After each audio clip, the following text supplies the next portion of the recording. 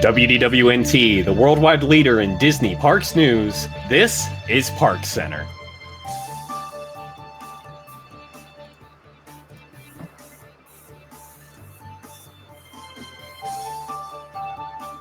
Hello there, everybody. Welcome to this week's edition of ParksCenter. Joining me on tonight's show, I have Kyle. Heidi ho. Chris. Greetings, everyone.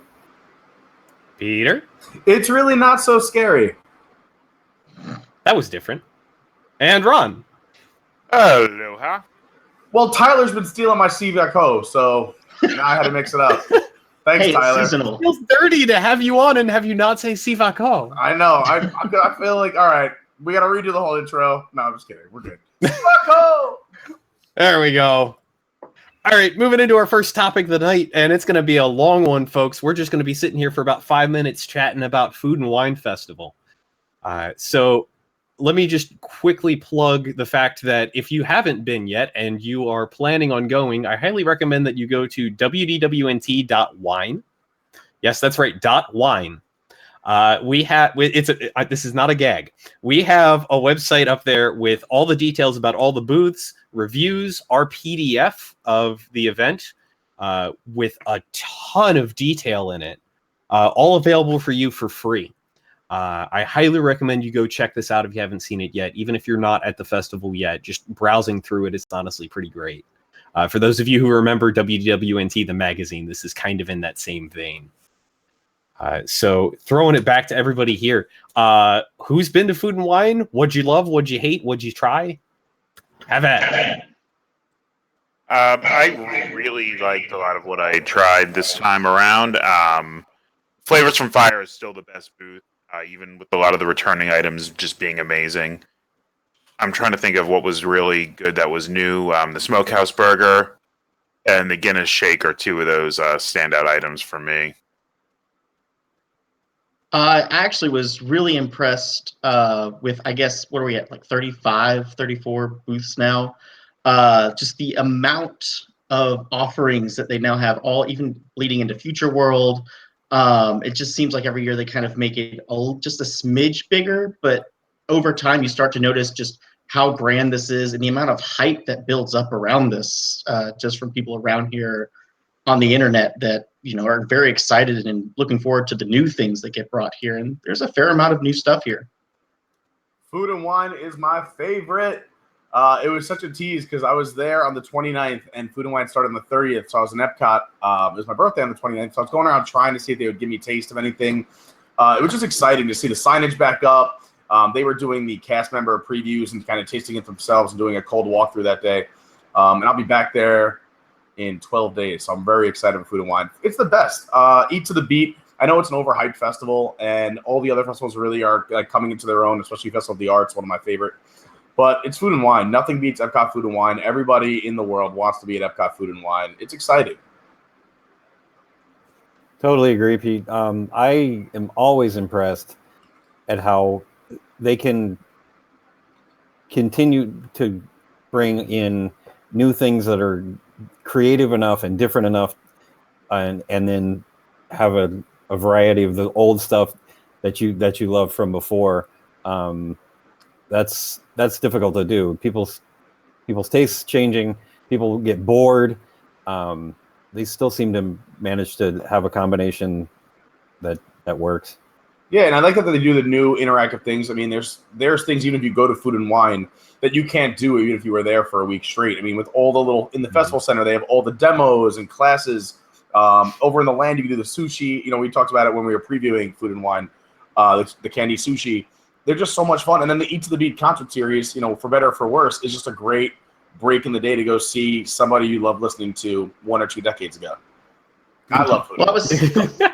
I was even talking with a guy at work today about how you have these bands that come and play for Eat to the Beat that, I mean, nowadays aren't, you know, huge hits. But for the people who are coming to Food and Wine, these people in this nostalgic kick right now, they're going to love this band. They're going to love to enjoy this good food and having bands like Smash Mouth here playing at Food and Wine. Maybe not Smash Mouth. Yeah. Hey! It's an all-star band. Oh, gosh. No, just no. Why? So in addition to that, though, like there's a bunch of old bands too, but there's also I feel like a lot of the Christian music groups that used to do Night of Joy ended up doing Eat to the Beat this year. Like when I was down there, Mercy Me was going, and they got huge crowds. So I feel like it's not just for older washed up stuff, and maybe they're going to try and push that in a different direction. Well, Night of Joy used to be in September, right? So they kind of did those Christian rock bands the same sort of time of year Night of Joy would be. It would have been around now, and Rock the Universe was this last weekend, so those bands were probably already in town to play Rock the Universe as well, which is Universal's version of Night of Joy, which I think Disney's just seeded all of those after-hours events to them. Like, we don't want to deal with the crowds. We don't want to deal with unsupervised 12-year-olds. Those crazy Christians running around the park. You say that, but it's unsupervised 12-year-olds who are there with church groups who just get let loose in the parks a lot, and that's a problem. Lord have mercy. Well, I would be surprised if now that they actually have larger crowds to deal with, because you have people who not only come in for food and wine, but people who are now missing on Night of Joy. Also, just to put a button on that too, like they still have the candlelight processional, which I feel is like another huge pull for that demographic as well. And like you said, that hits that demographic, but now you don't have the 12-year-olds unsupervised running around causing a muck in the middle of a food and wine festival. Yeah. Speaking of unsupervised 12-year-olds, alcohol is coming. The kids can't have it. You gotta try. So good. So there was an announcement made earlier this was it this week? No, it was a couple weeks ago, but we weren't on to cover it last week because I was on vacation. So Oga's Canteen was announced for Star Wars Galaxy's Edge and was announced to have alcohol in it because it's a cantina, it's a bar, it's what you would expect. But this is going into Disneyland. Disneyland historically really has not had alcohol in it.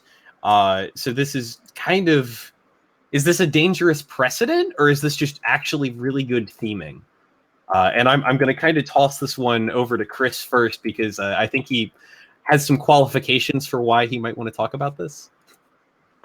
Thank you, Ben. I do appreciate that. And no, I am. What book is that?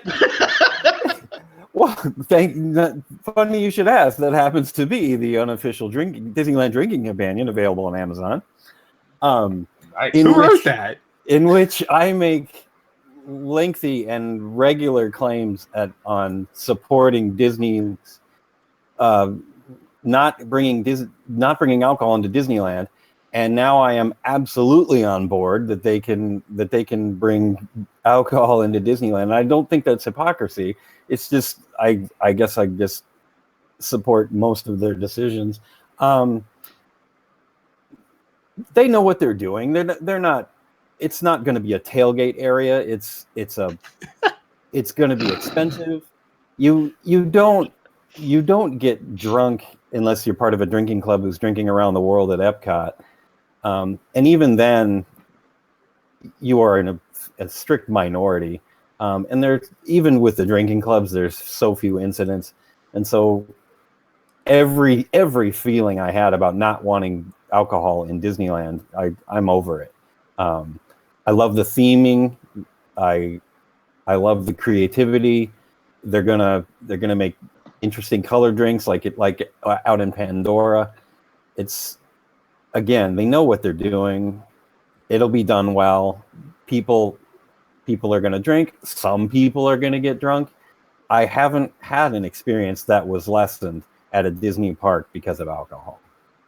Here's how I see it, is that I know everyone was up in arms, because that was Walt Park, the OG. He said no alcohol, but there always was alcohol. Walt himself was a drinker. Even in Club 33, you could have alcohol in the days of Walt Disney's life in the park. Granted, it was a very exclusive club. I think that this whole what about Walt thing has gone way, way too far. Walt has always said, like, he's going to be growing and changing. How can we plus it? And drinking was looked on very differently in the 50s and 60s than what it is now. It's much more socially acceptable. People are like, oh, I can use a drink after work, or they're having a nice time in the park. like Chris mentioned, the prices for these drinks are going to be astronomical, or some would say out of this world.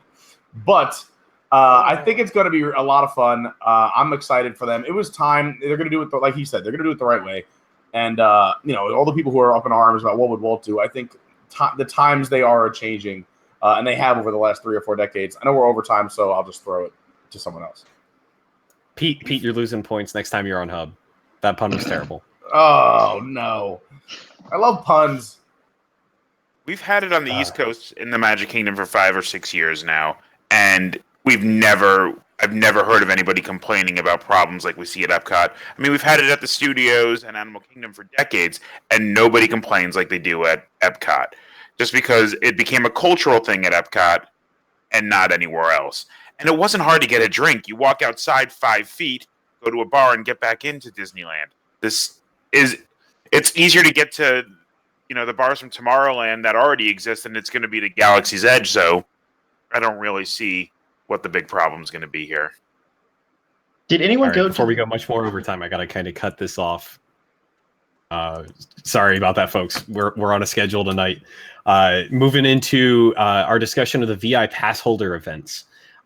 So this past week was the premiere of both the Passholder Playtime and the Epcot, essentially Extra Magic Hours events for annual pass holders. I was at both of these. I was actually live tweeting from both of these. So props if you saw me on the WDWNT Twitter for this. Did anybody else try any of these events out? Do we have opinions about, like, is this something they should keep doing? I went to the Magic Kingdom one, but I'd love to hear about Epcot. Everyone knows my opinion. It was like a Disney After Hours, a little more crowded. It was almost like an Extra Magic Hour vibe, more than the one you have to pay for. So, but for this, so I went to the Epcot one, and I was never more annoyed than going in there and finding out this is it. Like, I know that people went to the Magic Kingdom one, and I saw the feedback from that, and I kind of figured, okay, maybe Disney was smart enough to look at the feedback and try and find something else to offer here, something to plus it a little bigger in just the few weeks' time you have. I see you shaking your head. I get it, but still, this is it was such a letdown. This is something that you had to register like a month and a half ago. No, but keep in mind too that a lot of people got locked out. This wasn't for all pass holders. It's not like there was a ton of them, and they weren't charging you anything. It wasn't like they were like, "Hey, pass holders, you have your own night for $40. You can come in. We'll open up everything." This is completely free. They were losing something. No, of course. Yeah. Maybe that's the solution. But this is something that was completely free, where they had to close the park for regular guests who are spending money, for pass holders who are going to come in and use all their discounts. And yes, it's supposed to be a thank you and an appreciative thing. But you can't expect. I think everyone came in expecting like the park would be empty and there'd be all these giveaways. It's not like that. Disney's losing money as it is. This is a thank you. Kyle, what was missing? There were. It's anything? They didn't do all the rides. First of all, they only do select rides. Well, I would say the first thing that was missing is something kind of indescribable. Like, you walk into something like Mickey's Not So Scary or Very Merry parties, and you go in there, and there is this feeling, this air of this is an event. This is something special that a few select people are allowed to experience. And I would say that for the VIP pass holder, you put it pretty well. It felt like Extra Magic Hours. It felt like this is something that they offer to anyone and everyone. The only difference is this one you had to register for a month and a half ago. Plan this out forever, and even lock people out of who had full opportunity to do it. So it's beyond that, though. It seemed like it was missing extra entertainment, something to plus the park experience for fewer people who've probably already done most of the things in that park 1,000 times. And it was great. Kyle, they had a dance party though. That DJ. He was good. No, but again, they're losing money. I think, or Disney's losing out on a big opportunity. Is those nights they should have the extra merchandise for just pass holders, or some kind of event exclusive piece that says pass holder exclusive night 2018, and then we could use it. Yeah, a button or something. That's where they can make their money back, and then maybe provide extra entertainment or something for the pass holders. But this is just a loss for them. This is just chalking up a loss. They never did this before, and people were still signing up for pass holder left and right. So this is they're still feeling this out. I think they wanted just the pass holders to feel appreciated, which I thought it was kind of cool that I got to go, but I went in with low expectations and it kind of met my expectations. I mean, what are we going to get, like a Midnight Magic type thing? I mean, we're not. Yes, we're dumping money every year, but most of those DVC, the dues alone are what the same as the annual passes are going to cost, and those people are buying the passes usually too. So it should be somewhere between an extra Magic Hours and those events. So maybe having a few more meet and greets out would have been the add-on or something like that. Heck, if you had Dreamfinder and Figment out there, half the audience would be enjoying that. Oh, well, then you'd have to pay. They would have to charge for that. They would charge for that. And I'd pay for it. Like, My biggest takeaway is they need to fix up the signups. I never got the emails, and I know we're responsible as a website for a lot of these problems with people signing up early. But if they're going to blast out the emails and do something different. Neither my wife or I got them, so we weren't able to get into any of the playtime. We weren't able to do the pass holder evening stuff, but we really wanted to try the playtime. And the same thing happened to me for Toy Story Land. I didn't get an email. This was the first email that I got, and I was like, holy cow, yes, opportunity, awesome. No, but as an out-of-stater, like I'm from New York, like when I get that email, I plan around it. Like I got the Toy Story Playtime email, got in, so then I planned a trip literally just to go out for that Playtime, and they're going to get more of my money, so it was smart by them. So I think that's something like why they do these events. Get guys like me to come spend all their money. All right, I'm cutting this off before we go much more over because we're going to be running late tonight, I believe. No, well, this will be a quick one. No one's going to talk about this. Yeah, you're right. Honestly, this is pretty quick. So moving from one way of Disney trying to appreciate pass holders and not exactly succeeding to another way that they're trying to appreciate pass holders and not really succeeding. There is now phone, online, and email support service for annual pass holders. So that if you have any questions, you can call a special number or have a chat with somebody online directly, as opposed to the already existing online chat. I tried this. I called them. It's a phone tree. The entire thing is a phone tree. That's all you get. You are not getting like a direct hotline to a human being. You are getting the ability to press 1 for more options. An automated response, basically. Yes.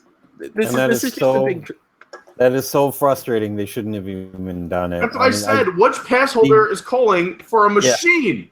The WDW Today and the Disneyland Today Twitter feed, those kids are so receptive and so good. I know they had an issue where the monorail got stuck the other day and they weren't very responsive. That was a hiccup. But those kids do such a good job and they're so accommodating. Let them take control of something like this. Yeah. Chris, you're showing your age. Stop calling them kids. Oh, I am not a young man. Yes, it's not like there's a bunch of 12-year-olds on the WW Today app. They looked like interns when I met a couple of them this week, so. Oh, gosh. So in short, don't bother calling them. Honestly, this is not anything helpful or extra. It's probably taking you to the same people, just a different number to call in from. Yeah, and they greet you as an annual pass holder when you start, just to make you feel special. I said, can you? Well, I lost you guys. I said, can you imagine like if there was a person there, this poor answering person with the pass holders who are pissed off would have like the worst day every day. That's probably why they don't have an actual person on the end of the line. Yeah. All right, let's catch up on time. Let's go to Starkland. Yeah, that sounds good. All right, moving to Starkland. Iron Man has called the exterminator and gotten rid of all the bugs in Bugs Land. Oh, this is a sad thing. We had, it was Tom and Jason are out in California this week, and there's this. Let me find it. This shot just kind of that sums the whole thing up right there. So there is a Marvel Land coming over top of where a Bugs Land is right now. They had to close a Bugs Land in order to put that in, but that picture, it's like Fern Gully. You're just watching like the big Iron Men come in and trample your little forest. I think it looks cool.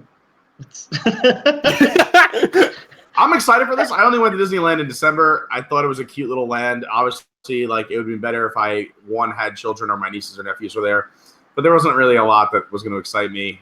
If you're gonna go full Marvel, I feel like DCA is the park to do it. Go ahead. Let's see what you got. Show us what you can do.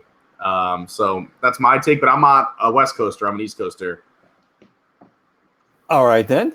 But I totally agree, Pete. It was adorable. It was wonderful for kids. Had some interesting rides. The Heimlich, I will miss that. It was cute. But they're not bulldozing Fantasyland here. It was charming, but what they have done in the Hollywood Tower of Terror, which we were all horrified when they changed that, they did a wonderful job, and now it's with the Halloween overlay. It's even better. I trust what's happening here, and if they can put one more thrill ride anywhere, it's worth it. I love that the kids have rides where they don't have to wait in lines, but give me another dark ride, give me another thrill ride, and I don't really care what the theme is, but this theme is actually going to be popular. And 2 years ago, the Disneyland complainers were complaining that these are all off-the-shelf rides with a mild theme to them, and now they're the greatest thing ever because they're going away. I love Heimlich's Choo Choo to death, and I think we actually predicted during one of our parades that Thor was taking over Choo Choo a few years ago. I'm going to miss it, but one of the rides is moving over to Pixar Pier under a different theme, and the others, go to your local fair. They have them there. Bumper cars.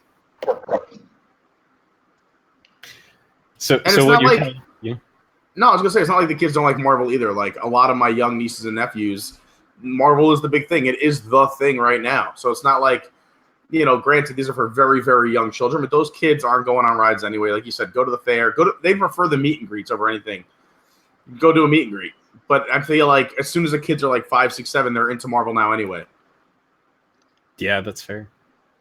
And it's kind of, I don't know if some of y'all noticed, but it's kind of starting to build up the same, I guess, hype mechanism that they had for Star Wars Land when it was first, these small little tastes, these little bits just plugged in here and there.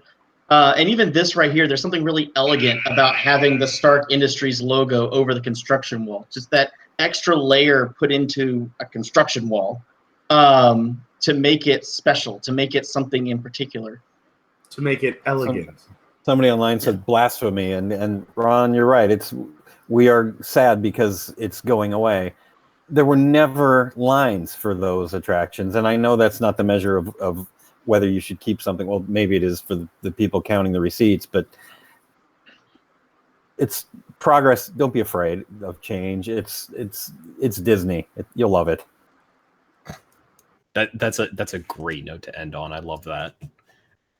Moving into something that is Disney, but I don't necessarily think as many people are going to love it. Minivans. They cost far too much, and they're now available to more people.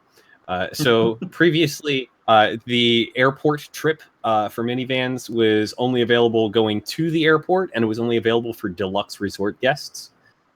This has now been changed so that not only guests at any Walt Disney World resort can get it, but you can also now get it both to and from the airport. So this costs $150 each way, or is $300 round trip. Who is doing this? Who is spending $300 to get to and from the airport? Well, I don't know about you, but I'd say it'd be a wonderful time to take those wonderful minivans all the way to the airport without the peasants, and my butler could even drive one. It'd be absolutely marvelous. Then get a limousine. Right, it's much cheaper to drive a car with a stop and all. I mean, you could rent a car for a week for a lot less than that round trip, including your I'm gas. renting a car for a week next week for $200. And it's for a full week. I get 7 days.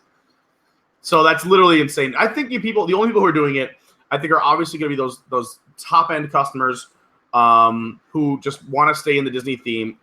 B, the people who missed the Magical Express, who still want to kind of stay in the Disney spirit, or a limo is not available, say they have a large group. or like a family of 6, you miss your Magical Express. How can we get there? It's either a cab. We also have minivan service. Oh, we'll do the minivan. And we get fun facts for an hour. I don't think that's the big part of the story, though. I think the fun part of the story is that they're changing their structure like on property. So for me, the $25 wasn't really worth it unless you're going like from one tip to another tip. But if they're going to change it to per mile and you're going shorter distances, this might be something I might want to check out.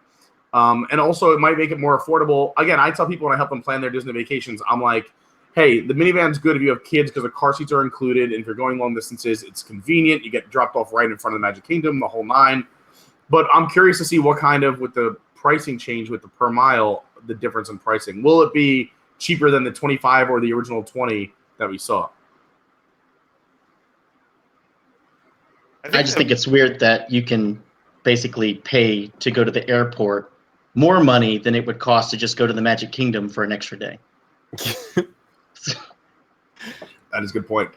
That is a good point. It's like, yeah, a trip to the airport is $150, which is $25 more than a Disney after hours ticket. Save. You could literally stay at one of those off-property hotels for like $40 next to Epcot and go to Epcot for $100. Extend your vacation. Yeah, extend your vacation a day. It's cheaper than taking that to the airport. People want the bubble, and they want the bubble moving with them. And This is a way to do it without dealing with the peasants on Magical Express. That's an expensive bubble, though. I hope it doesn't. Also, too, it could save you time. I mean, a lot of people are realizing with Magical Express, you got to show up 3 hours ahead of time. That's insane. Really is. I mean, if you're going to stay in the bubble and you could stay in the park up until 90 minutes before your flight, hop in a minivan, get direct service, get dropped off, like I said, 90 minutes before your flight instead of 3 hours, it's an extra hour and a half of park time. That's a lot for these families. And if you had a group, you can break that up. That would be worth it, I guess. Yeah, I mean, $25 a head for 6 of us. Let's do it. We can stay for another hour and a half. Yeah. Side note on Disney's Magical Express: why is it 3 hours? I've done this before where I've gone by myself. I've had no checked luggage, and I have TSA pre-check. I fly through the airport in like half an hour. I don't need to be there more than an hour. No, but you fly through the airport. No, I don't know if everyone's seen Orlando Airport. I'm there a lot. If you don't have the TSA pre-check or anything like that, the security there can be up to 2 hours. It's one of the worst security. Oh, yeah. They're actually thinking about sourcing it out. That's a whole other story we can talk about because the TSA can't handle the crowds. It's just too many. I think last year was the most visited airport in the country. So I mean, that's why they're doing it. On top of it, people missing the Magical Express and because here's the thing: if they're going to pick you up 2 hours before, they get you there on time, and then you miss your flight because security was too long. They call around and say, "Hey, Disney didn't get us here in time." So Disney's like, "Hey, you want the free ride? We're dropping you off a half day ahead of time. Good luck." And as someone who used to live there, you never can predict Orlando traffic, so that 3 hours can be necessary at some points. That's a fair point as well. Moving on to our last topic of the night, and we barely have any time for it, unfortunately. Wreck-It Ralph. We've had a rumor about this a while back, but it has been confirmed that Wreck-It Ralph Breaks VR is indeed coming to the Void in, I believe, both Downtown Disney and Disney Springs. So this honestly seems pretty cool to me. I'm looking forward to this. I still haven't had a chance to try the Void personally, but I've done a bunch of other VR things. I own a VR headset, and I would love to see what this ends up being. Highly recommend the Void currently in its current form. With the Secrets of the Empire, I believe it's called. Highly recommend it. Done it twice. Once with my brother, once with a friend. Even to do it twice, both times, it's such a enveloping, immersive experience. I know immersive is the buzzword, but it is a very fun and very different from anything else that you could do in property, including Wreck-It Ralph. Kind of not worries, but confuses me a little bit because I can't see the same thrill, excitement, immersive experience coming out of that IP as opposed to Star Wars. I don't know. I think I just did it for the first time Monday night, and I absolutely loved Secrets of the Empire thing. I really do recommend it. I've used commercial, Oculus demos and PS4 demos. This blew them out of the water, even though it is Oculus based, I believe. With a headset attached, it was so much easier to get all that. I usually have problems with my glasses on the Focus. This was nothing. So if it's the same dev team doing this, I'm excited for whatever they're going to put out. I know they have one in New York that's Ghostbusters. I'm considering doing that when I'm in New York at the end of the month, just to try it out. I really want to see whatever these guys can do. I want to see what they're going to be able to do with any IP out there. Yeah, Ron, you kind of stole my point too. I've done it twice as well. I've done a group of 4 and I've done a group of 2 with another 2 people we just met there. It's a lot of fun. And what's cool, I don't know if even Bob Iger said, I'm not a big VR guy. I've never done it. Even when you guys say Oculus, to me that sounds like a character or a villain in Transformers. I don't know what that means. But it was a cool experience. I mean, you get like when you go into, there's scenes where you're over fire, you feel the heat coming underneath your feet. When you're on something that hovers, you feel something vibrating next to you. And the experience is different. I've done the experience twice, like I said, so we did it differently. I don't want to ruin it or spoil it for anyone, where you could shoot certain things or you could do patterns differently. And it was unique both times. So I loved it. And I've also, everyone's going to hate me, I've only seen the first Star Wars, and then none of the others. But I still loved it. I had a great time. Which one's the first one, Pete? The one from I don't even know when it came out, 1944. I have no idea when it came out. But Close enough. I'm excited for Wreck-It Ralph. Like Ron said, I think that I would love to see what they can do with anything, no matter what they announced. And this is obviously going to come out the perfect time because Wreck-It Ralph 2 is coming out in November. This will debut, I'm assuming, right around the same time. So this is really cool. Like you said, I think this was really neat. I don't like VR in the parks. I think it's a perfect place for it at Disney Springs. So yeah, give me some Wreck-It. And don't be afraid to do it on your own. I was the only person in my group to be there. It was a slow night, so there wasn't anybody to pair me up with. But they will actually have employees go into the game with you, so you're not doing the experience alone. Oh, I have not done this, but now every single one of Pete's pop culture opinions has come into question. Listen, Just sorry. I'm Because sorry. he hasn't seen Star Wars? Listen, I'm a Disney Parks guy. I never said I had to watch all the movies. All right. We're already late tonight, folks. I do not have enough time to question Pete's choices in media tonight. I'm a busy man. All right, folks. Thank you all for joining us tonight on this somewhat longer than usual episode. Sorry for not being on last week. I guess we ran over because we had so much to talk about. If you are watching this on YouTube and you'd like to get it in audio form, we do have a podcast version of the show. If you search for ParksCenter in wherever finer podcasts are sold, you should be able to find us. If you are listening to the audio version and you'd like something a bit more visual, find us on YouTube at youtube.com/WDWNT, and you can watch our show there. We also stream live on WDWN Tunes. So check us out there every Wednesday night at 9 p.m. if you're interested. Also, something that I would like to plug that is relatively new is WDWNT, the app. So we just had this recently come out. It is a wonderful little app which will give you all of the latest news stories from WDWNT, access to WDWN Tunes, along with the ability to chat along with your favorite live shows.